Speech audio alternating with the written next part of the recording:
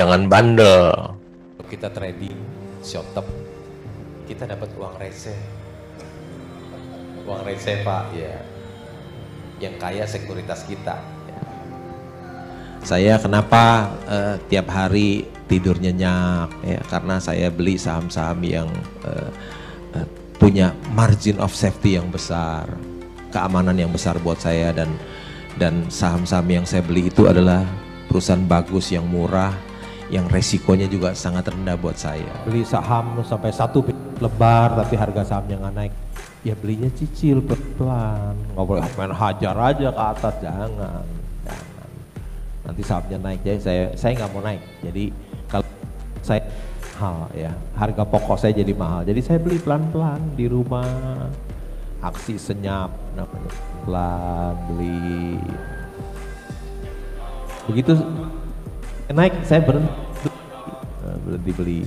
Begitu IHSG turun mulai lagi beli, ketika turun saya mulai beli, dapat murah. Begitu naik saya berhenti, nganggur di rumah nggak beli. Lama-lama dapat barang murah banyak, nggak naik ya. Mesti belinya cicil pelan-pelan. Karena saya bisa melakukan hal itu karena saya nggak kerja apa-apa kan, cuma main saham doang. Tadi kalau jual saham ya, oh iya kalau jual saham, kebetulan saya dapat saham yang luar biasa ya, Indika Energy. Tahun 2016 itu harga batu bara $50, saya beli Indika itu hanya 100 rupiah, 100 lebih ya. Padahal nilai buku per sahamnya 1.600. Itu benar-benar Mercy dijual harga baja itu. Nilai buku per saham 1.600, harga sahamnya di market 100. Indika Energy punya tambang batu bara terbesar ketiga di Indonesia, Kideko Jaya Agung. Waktu saya order beli, pialang saya MBA lulusan Amerika, memberikan nasihat kepada saya, Pak jangan beli tambang batu bara Pak, masa depan suram. Kalau orang lain langsung stop nggak beli, tapi saya tahu apa yang saya beli. Saya bilang nggak apa-apa yuk beli aja, pelan-pelan kumpulin. Akhirnya jadi pemegang terbesar nomor 4 di Indonesia ya, tahun 2016. Apa yang terjadi, harga batu bara naik ke $100 lebih loh.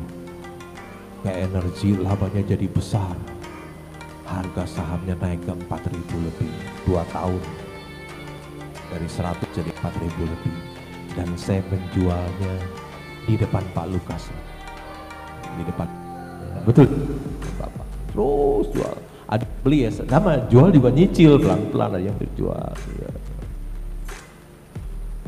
Terus jual terus, dan saya dapat bukannya 2 bagger, 40 bagger loh, 2 years.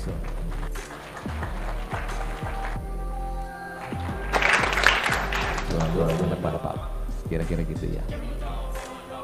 Kenapa saya bisa sabar menunggu? Karena saya punya keyakinan saham ini undervalue, terlalu murah. Nilai buku per sahamnya 1.200, harga sahamnya 200, ya udah saya beli aja. Dan ternyata nggak keliru juga kan, saya beli 200 kan sempat 400 ya. Masih. Kenapa saya belinya nyicil? Karena sahamnya nggak begitu liquid ya, supply yang jual itu nggak gitu banyak, jadi saya harus belinya pelan-pelan ya, pelan-pelan supaya harga sahamnya nggak naik ya. Sebetulnya kalau ada banyak ya saya mau sikat semuanya sekali banyak nggak apa-apa, tapi kenapa saya nyicil belinya? Supaya harga sahamnya nggak naik ya, saya pelan-pelan saya beli supaya sahamnya nggak naik ya. Kalau saya beli sekaligus hari itu kan supply-nya juga sedikit, nanti harga sahamnya naik, cost saya jadi mahal ya. Sebetulnya saya pengen beli sekaligus semuanya tapi barangnya nggak ada, jadi saya mesti cicil pelan-pelan ya. Kalau saya misalnya tadi saya ada satu perusahaan yang saya bilang saya pemegang saham terbesar nomor 3 di situ. Kalau saya beli misalnya dia nilai buku per sahamnya 1.200, saya beli di 200, terus saham itu turun ke 150, saya tambah beli lebih banyak loh. Wah enak ya, saya nggak minta diskon, dikasih diskon, saya beli aja terus lebih banyak. Mungkin jadi pemegang saham nomor 2 bukan nomor 3 lagi, saya beli lebih banyak. Kenapa saya nomor 3 nggak naik menurun? Karena waktu saya beli dia keburu naik, ya udah saya nggak kejar ya, biasanya gitu. Beli lebih banyak, kita udah bener nih, anggap aja saya nggak minta diskon, dikasih diskon, udah beli lebih banyak. Saya kenapa tiap hari tidur nyenyak ya, karena saya beli saham-saham yang punya margin of safety yang besar, keamanan yang besar buat saya, dan saham-saham yang saya beli itu adalah perusahaan bagus yang murah, yang resikonya juga sangat rendah buat saya. Ya tadi seperti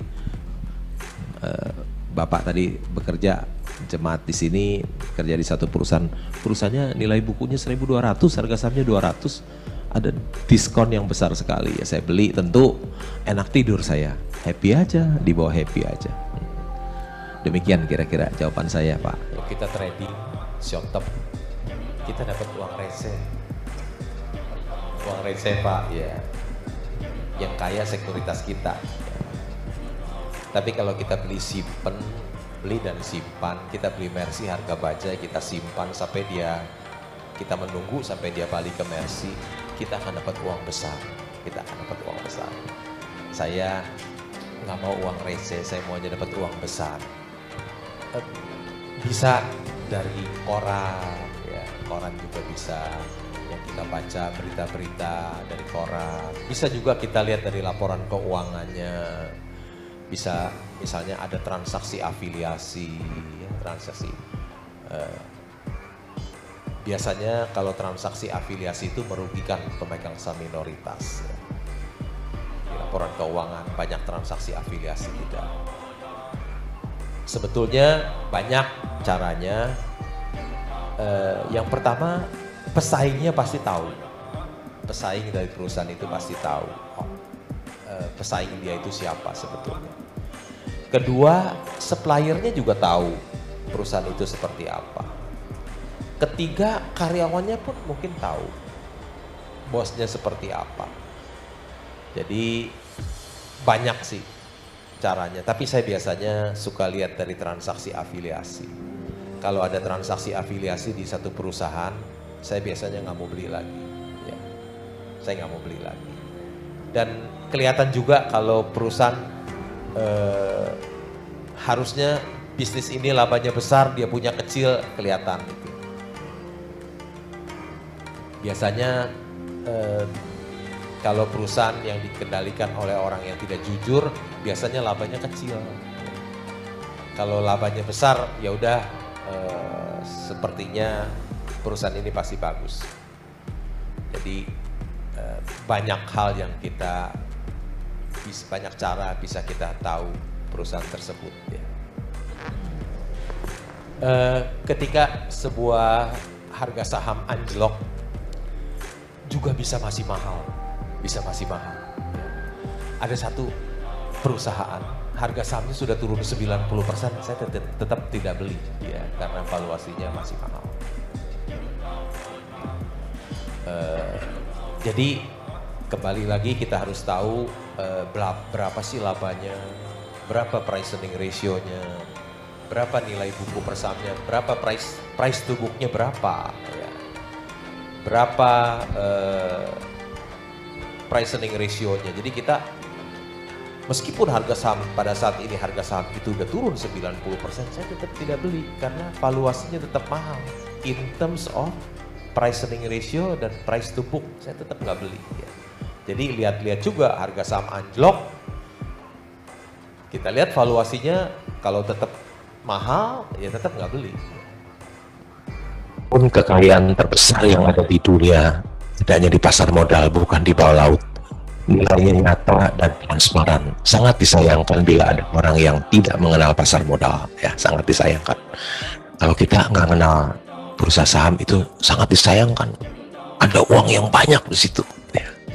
Jadi kalau adik-adik mahasiswa ingin jadi orang yang kaya, pasar modal tempatnya. Ya. Pasar modal tempatnya untuk orang menjadi kaya. Sayang kalau kita nggak ngerti tentang pasar modal. Nah ini Intiland di Jakarta, ya, gedung Intiland namanya South Quarter. Ya.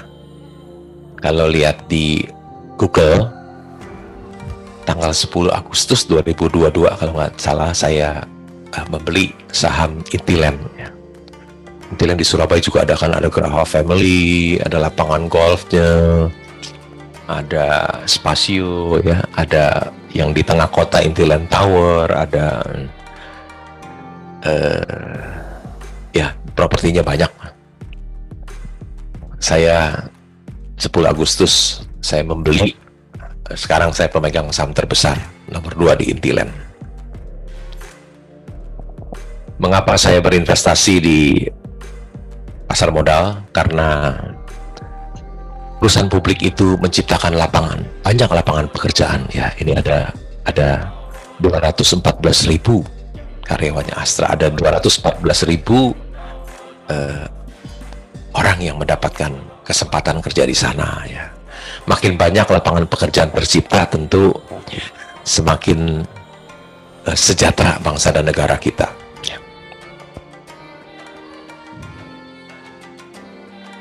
Wah, ini penciptaan lapangan pekerjaan banyak sekali ya. Ada Gojek ya, Gokar ya. Berjuta-juta kesempatan baru tercipta ya.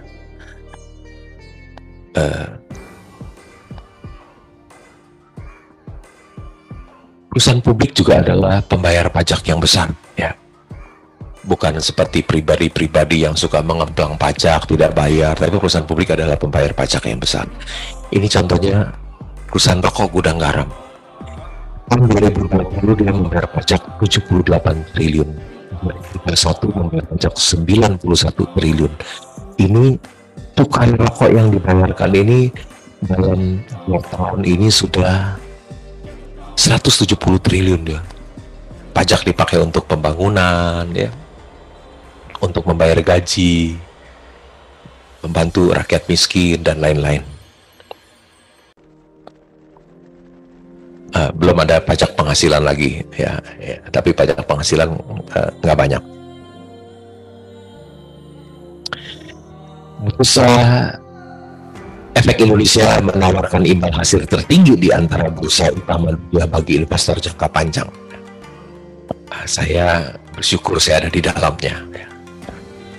Bursa Efek Indonesia itu memberikan imbal hasil yang tertinggi di dunia.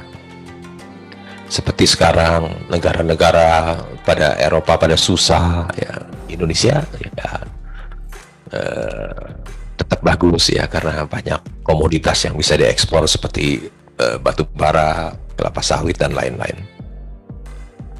Taliban bilang gini, money is not in buying and selling the stock, but in waiting.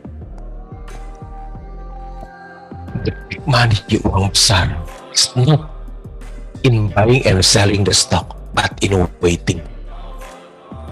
Jadi uang besar itu bukan dari trading, tapi dari menunggu. Ya. Kalau kita beli dan simpan, kita akan jadi orang kaya. Tapi kalau kita trading, yang kita dapatkan uang receh, yang kaya sekuritasnya. Kita trading kan bayar fee, beli bayar fee, jual bayar fee. Yang kaya bukan kita, sekuritasnya nanti yang kaya. Ini yang ngomong bukan sembarangan orang loh, orang yang terhebat di dunia. Dia bilang tuh, mesti didengar ya, jangan ngelawan. Disuruh waiting lu tetap aja trading terus ya, jangan, mesti ikutin kalau mau jadi orang kaya, jangan bandel. The money is not in buying and selling the stock, but in waiting.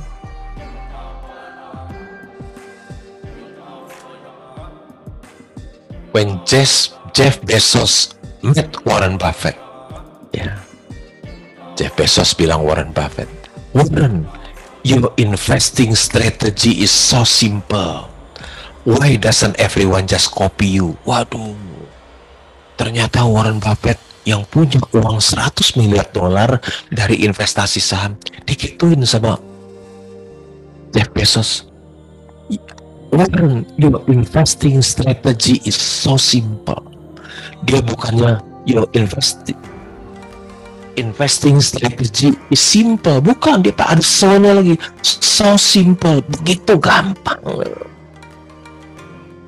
sekali, tinggal copy aja.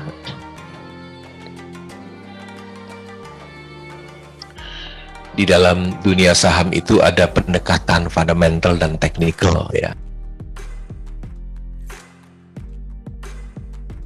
Hari esok itu misteri. Kita tidak tahu apa yang akan terjadi.